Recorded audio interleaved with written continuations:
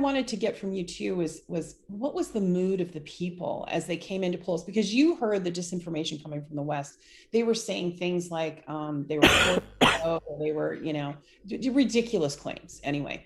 But on the ground, you were hearing direct reports that people were happy to vote and pleased. And Ava Bartlett did a great job of sharing some videos. Yeah. Could you talk a little bit about what you personally saw at the polling stations or around in the area and their general mood? Well, I mean, considering that in Donetsk, we had overhead for the whole time we were there, the sound of incoming missiles and air defense intercepting those missiles. So the entire area of Donetsk was under attack effectively for the whole time that people were coming out in their droves to vote.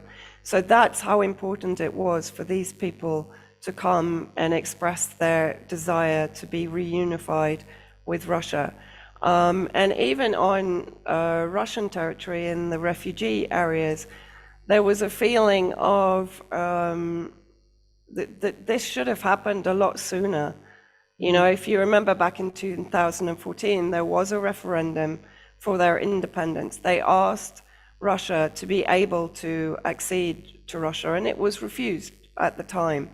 But that referendum in 2014, they invited the UN and the OCSE to come and observe that referendum. They refused, right?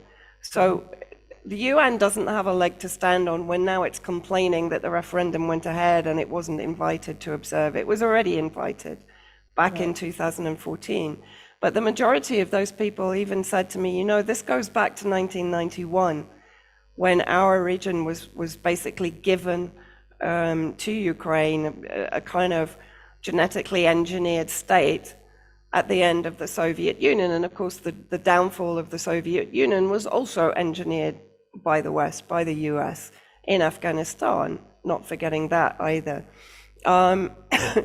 And not forgetting Zbigniew Brzezinski, who was instrumental in the instrumentalizing of the Mujahideen in Afghanistan, had also written the Grand Chessboard in 1997, outlining the need to balkanize Russia, to weaken Russia, to protect US supremacy, right?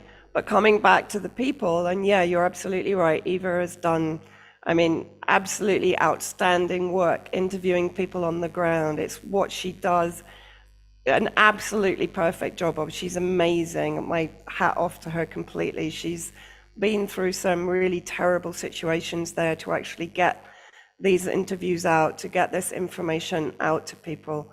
Amazing what she's done, really. I mean, you know, I love her to pieces.